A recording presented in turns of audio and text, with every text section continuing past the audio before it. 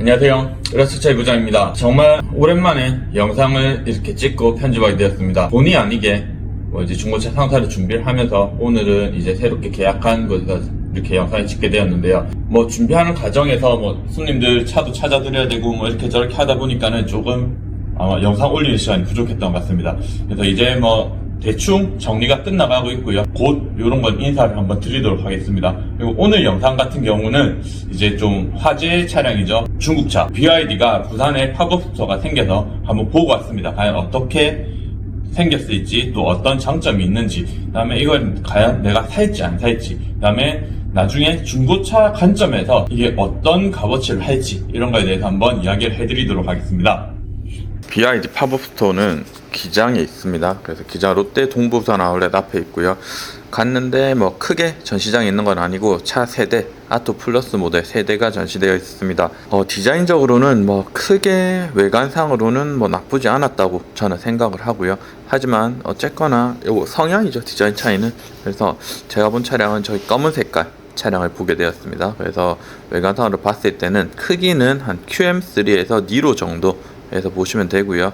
이제 실내 디자인들이 마감이 구리다라는 소문이 많았는데 디자인 실내 마감재라든지 이런 거는 조금 싼 티가 나긴 났지만 어설프게 조금 따라한 그런 느낌도 있었고요.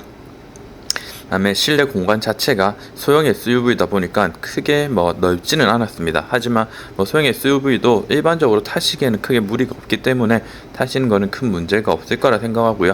파노라마 썬루프라든지 저런 부분은 또 나쁘지 않게 되어 있었습니다. 그래서 트렁크 공간도 보시게 되면은 일반 소형 SUV 크기 정도로 되어 있고, 전동 트렁크라든지 이런 옵션들은 기본적으로 다 포함이 되어 있었습니다. 그래서 이렇게 마감 쪽을 조금 보기는 봤는데요. 마감 쪽도 크게 나쁘지는 않다라고 생각을 하고, 실내 트렁크 공간이라든지 안쪽에도 이런 위치적인 것은 크게 나쁘진 않았습니다. 하지만 전기차다 보니까 이런 거를 좀 제외하고 좀 넓은 수납 공간을 차지했었으면 어땠을까 라고 좀 아쉬운 점도 가지고요. 전체적으로 봤을 때는 그래도 생각했던 것보다 저는 정말 엉망일 거라 생각을 했는데, 생각했던 것보다는 나쁘지 않았던 것 같습니다. 그래서 외관적인 것들은 이렇게 마무리를 하고요. 디자인이나 휠 이런 거는 사실 전기차라는 느낌보다는 조금은 내연기관 차량 같은 느낌이 들었습니다. 그래서 2열도 이제 폴딩을 한번 해보게 되면은 이제 이렇게 다 접히는, 완벽하게 폴딩이 되는 이런 것을 보실 수 있었는데, 이 조금 더 1열과 맞춰가지고 같이 폴딩이 됐으면 어땠을까 라고 생각이 들지만은, 이런 폴딩에서도 차이가 나는 것들이 있기 때문에 그런 거 없이 잘 마무리가 된 것 같습니다. 근데 이제 이거 보조금 들어가면 결국 한 2천만원 중후반 아닌가요? 아토3 기본 모델이 저희가 3,150만원 3,150이에요. 아토3 플러스 모델 3,330만원인데 저희가 보조금 같은 경우는 확정이 되지 않았고, 저희가 예상하는 금액이 200에서 300만원이다 보니까 이제 기본 모델 선택하셨을 때 2천만원 후반대였고, 이게 결국 보조금이 가면 규제 그걸 다 못 맞춰도 보조금이 800만원이 안 나오고 200~300밖에 안 나와요 지금. 그렇진 않고요. 이제 본인께서 말씀하신 경우는 저희가 보조금 자체가 이 모든 차량들이 다 측정이 되지 않습니까? 근데 이제 지금 저희 리튬 인산철 배터리 같은 경우에는 추가적으로 이 재활용을 지금 저희 나라에서 못하기 때문에 이제 그렇게 나오는 거고요. 그래서 지금 총 받을 수 있는 보조금이 한 300? 아니요, 이거는 확실하지 않습니다. 왜냐하면 아직 안 정해졌어요 그것도. 아토3 모델이 지금 정해지지 않았기 때문에 제가 이 정확하게 금액이 어느 정도 된다라고 말씀드리기가 좀 애매한 상황입니다. 아토3 같은 경우는 조금 아쉬운 부분이 본네트 이 전면 부분입니다. 보통 이 전기차 같은 경우는 이런 앞쪽 부분을 이렇게 커버를 씌워서 앞쪽에도 수납 공간을 만들어 놓는데요.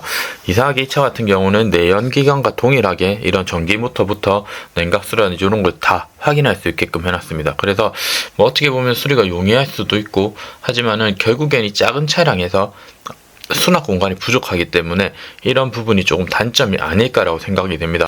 BYD에서 하는 말은 이런 감성을 추구하는, 내연기관을 추구하는 사람들이 탈 수 있는 전기차라고 이야기를 하지만은 결과론적으로 봤을 때 저는 이런 부분이 나와 있는 것보다는 들어가 있는 게 좀 더 괜찮지 않을까라는 생각이 들고요.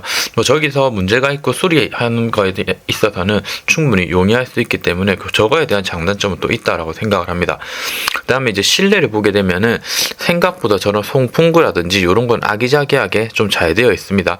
대신에 뭐 조금 조잡한 감은 있죠. 저기 말했던 손잡이 부분도 사실은 우리가 많이 쓰는 저런 방식이 아니기 때문에 그런 거에 대한 또 불편함이 조금 있고요. 저 밑에 선 같은 경우도 사실은 좀 결국엔 나중에 QM3도 그렇고 다 늘어났기 때문에 조금 문제가 생길 수가 있는 점도 있습니다. 그렇기 때문에 그런 점들 조금은 생각을 하셔야 되고요. 그 외에 실내 같은 경우는 가운데는 약간 포르쉐 짭 느낌이 나고요. 그 다음에 뭐 키도 조금 있으면 나오지만은 키 같은 경우도 이렇게 약간의 포르쉐 짭 느낌이 납니다. 대신에 그렇다 하더라도 이런 싸구려 질감이라 하더라도 전자식 파킹이 들어가져 있고 뭐 전체적인 기어봉 느낌이라든지 이런 거는 또 최대한 일반 내연기관 차들과 비슷하게 나왔습니다. 그래서 키도 저렇게 나쁘지 않게 디자인이 살짝 뺏겨서 잘 되어 있고요. 제가 있을 때 확인했을 때는 내비게이션 응답성이 좀 늦었습니다. 그래서 저기 영상에서 보시더라도 내비게이션이 처음에 몇 번 실행이 안 돼서 좀 버벅거렸던 것이 있고요. 그 외에는 전면부에 있는 것들과 센터페시아에 저런 정보성 나오는 것들, 그 다음에 생각보다 좋았던 거는 저런 내비게이션을 제외하고 음성인식이 잘 됐습니다. 그래서 뭐 창문을 올려줘, 창문을 내려줘, 그 다음에 뭐 뒤에 통풍 시트 꺼줘, 앞에 통풍 시트 켜줘, 이런 것들이 음성인식으로 작동이 생각보다 잘 됐고요. 근데 또 대신에 현대기아차에서 되는 또 내비를 찾는 음성인식 같은 경우는 또 작동이 아예 되지가 않았습니다. 그래서 이런 거에 대한 장단점은 조금씩 있었다고 보고요. 그 외에 뭐 썬루프라든지 이런 옵션들 같은 경우는 아토플러스 등급에서는 앞좌석, 열선, 통풍 시트 포함돼 가지고 충분히 뭐 장점이 있다라고 이야기를 합니다. 하지만 뭐 제가 느끼기에는 이런 T맵도 들어가고 뭐 저런 옵션들이 어라운드 뷰부터 해서 주변에 통풍 열선 뭐 이런 게 들어가 있다라고 하더라도 사실적으로 3천만 원을 주고 이 가격에 이 차를 구입을 할까 이런 생각을 한번 할 수밖에 없습니다. 왜냐면 EV3가 뭐 이런저런 옵션을 넣게 되면은 뭐 3천 중반이라고 하지만은 뭐 보조금 받고 하게 되면은 결국 한 5,600만 원 차이가 나는데 이 5,600만 원 차이에 AS와 이제 이런 각종 편의시설들, 한국인에 정말 맞게 만들어진 편의시설까지 내가 과연 포기할 수 있을까? 이런 걸 한번 생각을 하셔야 되고요. 그 외에 뭐 제가 너무 기대치가 낮았던 것도 있지만은 그거에 비해서는 질감이라든지 뭐 이런 옵션들 나쁘지 않았다. 하지만 3천만 원을 주고 이 차를 살 거냐고 물어봤을 때 저는 당당하게 그 돈을 주고 그걸 살까라고 생각이 듭니다. 그래서 전체적으로 봤을 때는 조금 판매량이 저조하다고 하면 자체적으로 가격이 내릴 가능성이 높고요.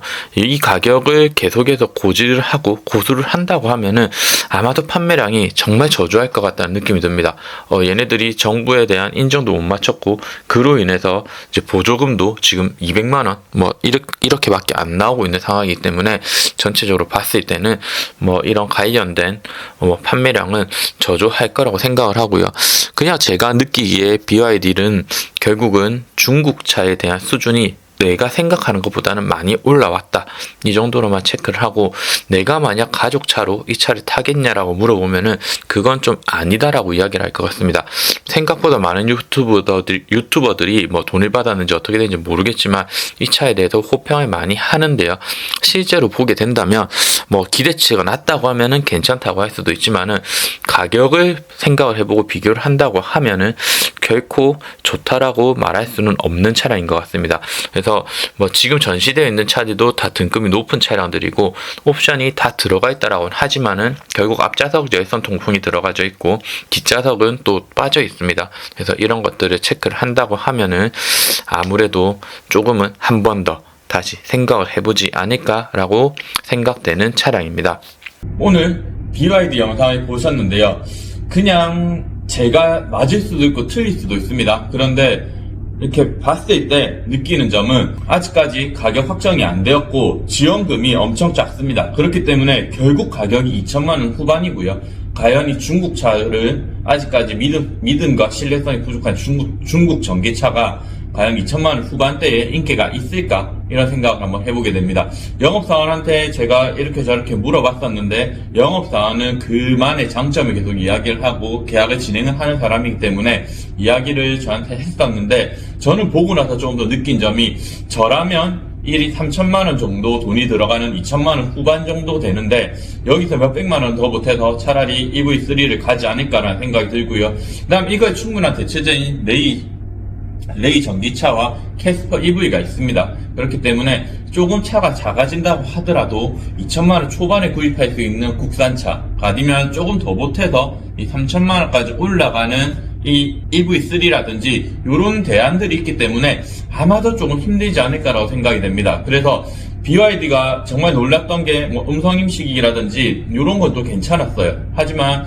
이런 가격대 측정, 제가 만약에 이 차가 2천만 원까지 떨어져서 사는데 2천만 원 정도 구입이 된다 하면 고민을 정말 많이 했을 것 같지만은, 그렇지 않은 상황에서 과연 그 정도의 메리트가 있을지 한번 두고 봐야 될 것 같고요. 판매량은 생각만큼 안 나올 것 같습니다. 그래서 만약에 이 BYD 전기차 궁금하다고 하시는 분들은 조금 더 참아보면은 아마 자체적으로 뭐 할인을 조금 더 하던지, 그게 아니라고 하면은 중고차 시장이 풀렸을 때 가격이 엄청 떨어질 것 같습니다. 기존에도 이제 중국차 같은 경우에는 뭐 캠보라든지 이상하게 이렇게 포르쉐랑 막 이렇게 짜집게 해서 나왔던 이런 모델들이 있습니다. 중국 모델들. 이제 이런 차들이 다 가격이 엄청 떨어졌던 경향이 있기 때문에 요거를 보시고 한번 참고를 하셔서, 이제 정말로 중국 전기차 뭐 궁금하다 하시는 분들은 한 1년 정도만 참으시면은 아마 중고 시장에 풀리지 않을까라고 생각이 됩니다. 그리고 아마 중국에서도 이렇게 한국 시장을 교두보로 두고 나오려고 하는 입장에서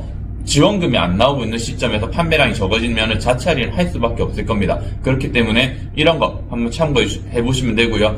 BYD 같은 경우는 세계 1위 판매량이라고 하지만은 내수 원툴입니다. 그래서 판매량이 대부분이 90% 이상이 중국에서 발생을 했기 때문에 이게 전 세계적으로 판매량 1위라는 게 사실은 큰 의미가 없는 거고요. 상품성으로 따졌을 때도 이제 그냥 중국 내수에서 밀어주기 때문에 그 판매량이 많다라고 생각을 하시면 됩니다. 그래서 오늘 BYD 아토3 구입을 하시고 싶으신 분들을 위해서 한번 영상을 찍어봤는데요.